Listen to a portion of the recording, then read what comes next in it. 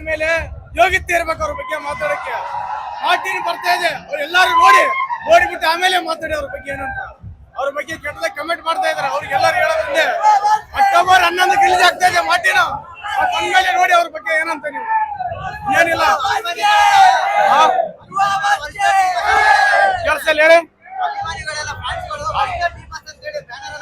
ವರ್ತನೆ D boss ಅಂದ್ರೆ 200 ಒಂದೇ ಇಂಡಸ್ಟ್ರಿಯಲ್ಲಿ. ಅವ್ರ ಬಗ್ಗೆ ತುಂಬಾ ಕಮೆಂಟ್ ಮಾಡ್ತಾ ಇದಾರೆ. ಇವಾಗ ಅವ್ರ ಬಗ್ಗೆ ತುಂಬಾ ಇದು ಮಾಡ್ತಾ ಇದಾರೆ. ದರ್ಶನ್ ಕನ್ಸು ಅವರೆಲ್ಲ ಸೇರಿ. ಆದ್ರೆ ಅವ್ರಿಗೆ ಹೇಳೋದೊಂದೇ, ಧ್ರುವಣ್ಣವರು ಎಲ್ಲರೂ ನಮ್ಮವ್ರು ಅನ್ಕೊಂಡ್ ಬಂದಿದ್ದಾರೆ.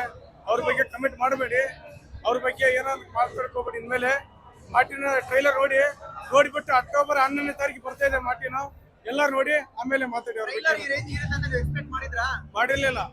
ಕನ್ನಡ ಇಂಡಸ್ಟ್ರಿಯಲ್ಲಿ ಎಲ್ಲ ರೆಕಾರ್ಡ್ ಧೂಳು ಮಾಡೋದು ಕನ್ಫರ್ಮ್ ಇದೆ. ಎಲ್ಲ ರೆಕಾರ್ಡ್ಗಳು KGF, ಕಾಂತಾರ ಎಲ್ಲ ರೆಕಾರ್ಡ್ಗಳು ಧೂಳು ಮಾಡುತ್ತೆ. ಟ್ರೈಲರ್ ನೋಡಿದ್ರೆ ಹೇಗೆ ಅನಿಸ್ತು ನಿಮಗೆ? ಇವಾಗ ಟ್ರೈಲರ್ ನೋಡ್ರೆ ಒಂದೇ ಒಂದು ಇದನ್ಸ್ತಿರೋದು ಏನಂದ್ರೆ, ಇವಾಗ KGF ಏನ್ ಮೀರೈತೆ, KGF ಏನ್ ಮೀರೈತೆ ಅಂದ್ರೆ ಅದಕ್ಕಿಂತ ಜಾಸ್ತಿ ಹೋಗೋಣ ಅಂತ ಎಕ್ಸ್ಪೆಕ್ಟ್ ಮಾಡ್ತಾ ಇದೀವಿ. ಅದನ್ನು ಕನ್ನಡ ಇಂಡಸ್ಟ್ರಿಯಲ್ಲಿ, ಕರ್ನಾಟಕದಲ್ಲಿ ಇವಾಗ ಎಲ್ಲೆಲ್ಲಿಂದನೋ ಯಾವ್ಯಾವ ಮೂವೀಸ್ ಮಾಡ್ತಾವ್ರೆ. ಆದ್ರೆ ಈ ತರ ಕಂಪ್ಯಾರಿಸನ್ ಯಾವ್ದು ಕೊಡಕ್ ಆಗಲ್ಲ. ಇವಾಗ ಟ್ರೈಲರ್ ಇಂದ ಏನಂತ ಗೊತ್ತಾಗ್ತದೆ, ನೋಡಿದ್ರೆ ಗೊತ್ತಾಗುತ್ತೆ.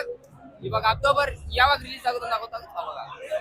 ಟ್ರೈಲರ್ ನ ಒಂದು ಸಿನಿಮಾದ ರೀತಿಯಲ್ಲಿ ಸಂಭ್ರಮಿಸಿದ ಫ್ಯಾನ್ಸ್ ಗಳೆಲ್ಲ. ಹೌದು, ಅದಕ್ಕೆ ಏನ್ ಹೇಳ್ತೀರಾ ಅಂದ್ರೆ ಇವಾಗ ಏನಿಲ್ಲ, ಇವಾಗ ಬಂದಿದೀವಿ. ಇವಾಗ ಬ್ಯಾನರ್ ಗಳು ಇವಾಗ ಯಾವ ತರ ಇವಾಗ ನೀವೇ ಇವಾಗ ನೋಡಿದಿರ. ಇವಾಗ ಆಚೆ ಕಡೆ ಎಂತ ಪ್ರಮೋಷನ್ ಗಳು ನಡೀತಾ ಇದೆ ಅಂದ್ರೆ, ಬರೀ ಇವಾಗ ಟೀಸರ್ ಗೆ ಇಷ್ಟ ಅಂದ್ರೆ ಇನ್ನು ಮೂವಿಗೆ ಇನ್ನೂ ಜಾಸ್ತಿ ಸೇರುತ್ತೆ. ಒಂದೇ ಥಿಯೇಟರ್ ಅಂತ ಇವಾಗ ಇಷ್ಟ ಜನ ಸೇರೋರೆ.